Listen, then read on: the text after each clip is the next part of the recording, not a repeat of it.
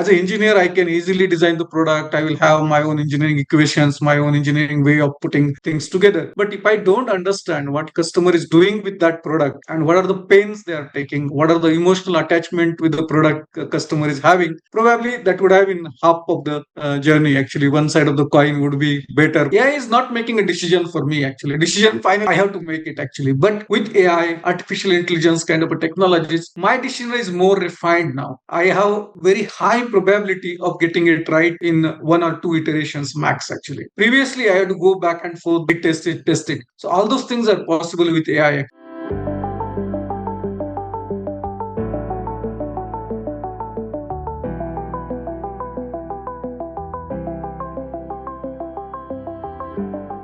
Hi, you're watching the mainstream, and I'm Simran Shiwalkar, your host for today. This is the latest episode of our exclusive series called CTO Unplugged. Today, I am having the pleasure to have this conversation with Dr. Maruti Khaire. He's the president for research and development, also a chief technology officer at Advik Hi-Tech Private Limited. To begin with, he is a seasoned technology and innovation leader with deep experience in automotive engineering, product development, as well as advanced manufacturing. As a president for R&D and CTO at Advik Hi-Tech Limited, he leads research, innovation, and engineering strategies, translating cutting-edge ideas into scalable, production-ready solutions. Known for blending strong technical depth with practical execution, he focuses on building future-ready products, nurturing engineering talent, and driving sustainable innovation across the organizations. Well, it is definitely exciting to have this conversation with him to understand his journey and his insights. So, without any further ado, let's begin. With that being said, Dr. Khaire, firstly, thank you so much for being a part of this dialogue and joining us today. Pleasure to have you. Okay, and thank you so much for being on the air with CIO News. Yeah. Thank you so much. That being said, let's start with your journey first. Your journey spans right from deep research to engineering as well. You've also held leadership at scale. When you look back at the moments, the challenges, can you tell us a little bit about your journey and what has, definitely changed your perspective as a leader and when you think about innovation today? Ma'am, as you know that I started my career in R&D and still continuing in R&D only for last 25 years. So it all started when I graduated from College of Engineering Pune and then got into industry. So I'm very fortunate actually. I got a very forward-looking company like Mahindra from my campus. And icing on the cake was I got opportunity to travel across India actually, at least one place in each state of the country. That was the best beginning I will say for any graduating engineer actually. I got first-hand opportunity to go to field, see how people are looking at the product, how they are experiencing the product utility, and most importantly, what is product doing for them actually. As an engineer, I can easily design the product. I will have my own engineering equations, my own engineering way of putting things together. But if I don't understand what customer is doing with that product and what are the pains they are taking, what are the emotional attachment with the product customer is having, probably that would have been half of the journey. Actually, one side of the coin would be better, but other is not as good as it need to be. That was the first step which happened in my early career actually, and which gave me a thought much bigger than any engineer or any engineering graduate or engineering manager can think of actually. So I will say that was second engineering I did it in first 1 year or 1.5 year of my career actually. So a lot of things I learned from the mechanic who are very good at fixing something which is not obvious thing actually. Like I have seen people are fixing cast iron housings with welding, and which was shocking for me. Till engineering, I learned that it cannot be fixed once it is broken. So these are the things which made me think small things about product, about the features, about customers are doing with the product actually. And that is, I think, my seed of innovation actually. My seed of thinking that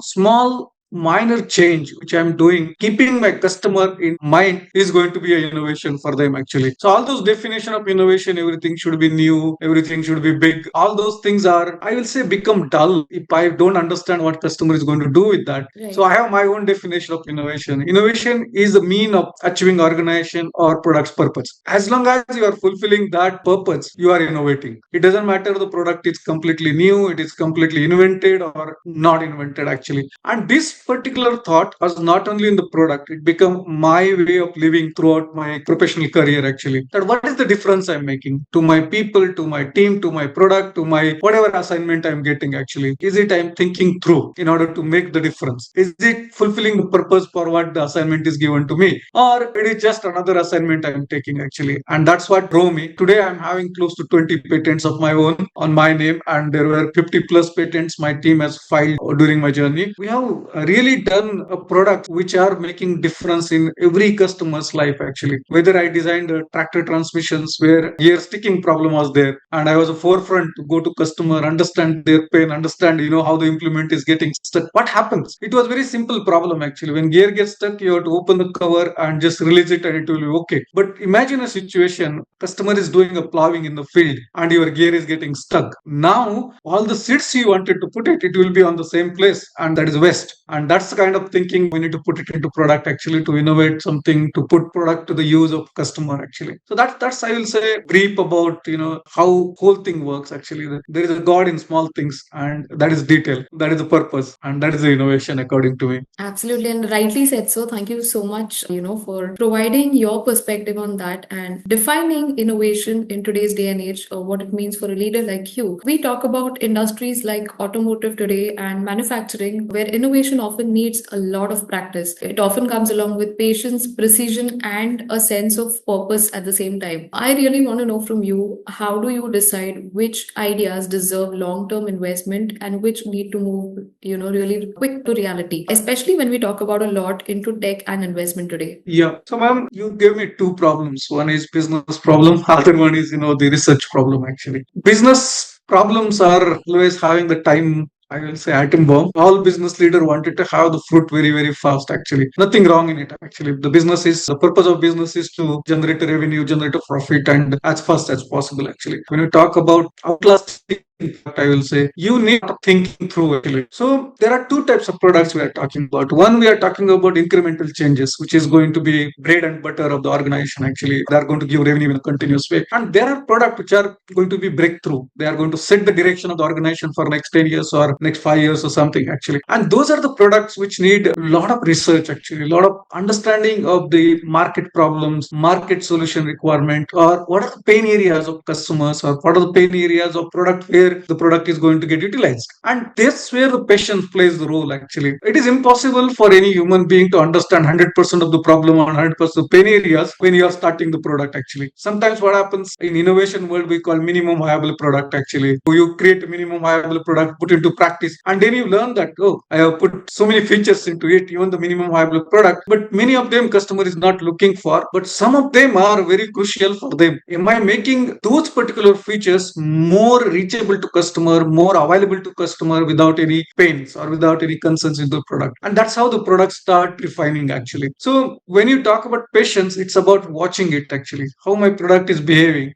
is my product giving desired results or not actually, or it is just functioning. And very important actually. See, today I'm doing thermal management pumps actually. Thermal management pump per se is not a new product actually. It's not a breakthrough product, but it is very mission critical product actually. If it is stop delivering the flow, not delivering the flow at that pressure, I am putting whole system into pressure actually, whole system into stick. It is going to have thermal runaways. It is going to have the problem related to temperature rising or heat generations and all, which is not getting dissipated. And that small product can make whole system not working actually. So very, very important to understand patiently, testing the product, retesting the product, and ensuring that I am fine tuning every bit of it in order to get the right purpose from the product actually when it is implemented on the systems. This is true with every product, ma'am. I did a tractor design. I also did a passenger vehicle design. I also did a truck transmissions design actually. Right. But our product, irrespective of the size, irrespective of the functionalities, most important thing is how much you understood that product and its pains actually, and how you are ensuring that at least the product is minimum viable when you are putting onto the system for testing. And then you comes about all other things actually. Many a times I have heard in business meeting people talk about cost, investment, and all, but those are the byproducts of my product which is going to function. And if it is going to function good, your return on investment will be faster, customer will be happy, you are going to get more product, more customer attached to it actually. So it's very important from that perspective.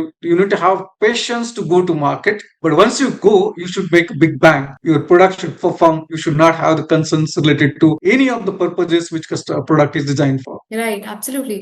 On those lines, we talk a lot about future ready teams today. A lot of, today a CTO's role has a lot of responsibilities, perhaps, which are not defined under CTO's role, perhaps. When you move today from a leader's lens, from individual problem solving to leading R&D at an organization like yours, how do you, or what is your perspective on responsibility, impact, and when it comes to decision making changes? Yeah, so sometimes the decision need to be balanced actually. Decision cannot be one side, like only engineering or only business. Decision has to be balanced. Many a times I have seen business leaders always in a hurry to put the product into market or put the solution into the market without thinking about, whether it's completely refined or not. Whereas typical R&D leaders wanted to refine everything, be 100% sure and put into the market. None of these are wrong. We need to balance it.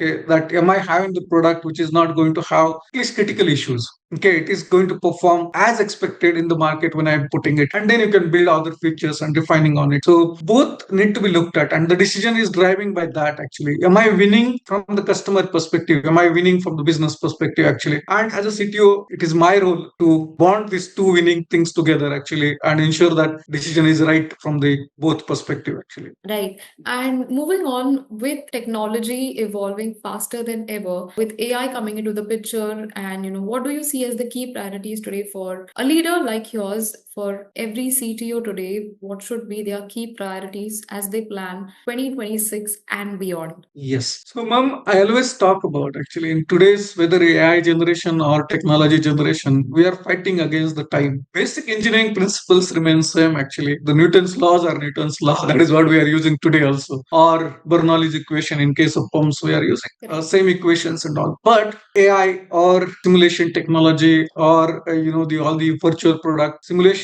all are giving us opportunity to do it faster. Okay, now I as a CTO, if I have to have the research, then in the traditional time, I used to take long time to get the research. I have to put someone to do that research, define the objective, get the report from the market, and then create the key pointers from there, and then decide the specification required for the product or what to offer. Today with AI, if I ask the right questions with the right prompts, I'm getting all these answers actually. However, AI is not making a decision for me actually. Decision finally I have to make it actually. But with AI, artificial intelligence kind of a technologies, my decision is more refined now. I have very high probability of getting it right in one or two iterations max actually. Previously, I had to go back and forth, test it. So all those things are possible with AI actually. So my way of looking at AI is that all the business leaders need to use AI as a complementing thing for them actually. I say, Ivy League intern. Okay, he will be knowing everything actually. Okay, but decision you have to make it. He will give you what you ask for. He will give you more depth what you are asking for. But finally, the decision has to be made by you. So, in common sense, cannot be replaced with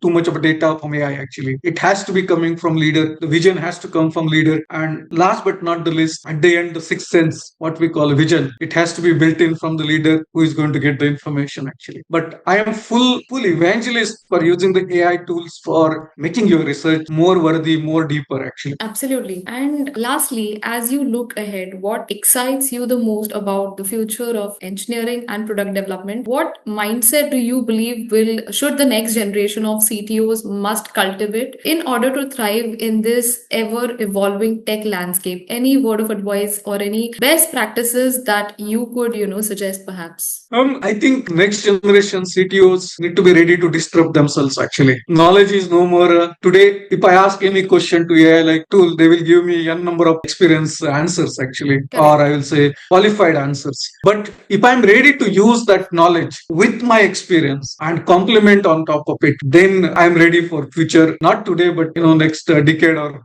decade to come. So first thing I need to be accepting that I am disruptable and I need to disrupt myself actually first. Disruption from the technology usage, I'm saying, from complementing the technology which is coming on my, and also allowing my own colleagues to challenge me actually. Unless that challenge happens, actually, I will not try to look at, am I at the right point or not? And then disruption will place I'm getting challenged to my knowledge or my decisions actually. So the working is changing now. When I was grooming up actually, young engineer, my manager or my senior was expected to be most knowledgeable and having all the answers of the world. But today it's not like that actually. I may have my way it changed actually. I have to have more questions so that I can refine the person who is coming to me with a solution actually and refine his thought process or my thought process and get the right decision. So whether it's a CTO or whether it's a next generation engineers who are, they need having that agility which can be used to disrupt themselves actually. Unless and until that happens, maybe you will get stuck into one particular point. Rightly said so. And thank you so much, Dr. Khaire, for sharing those insights with us and sharing your thoughts and ideas as well. It was definitely, exciting to know more about your journey and your vision toward the coming landscape of tech. While I wrap up, I certainly look forward to connect with you once again. So thank you once again. Sure. Thank you, man. Thanks a lot for giving this opportunity. Thank you. Thank you so much. Thank you.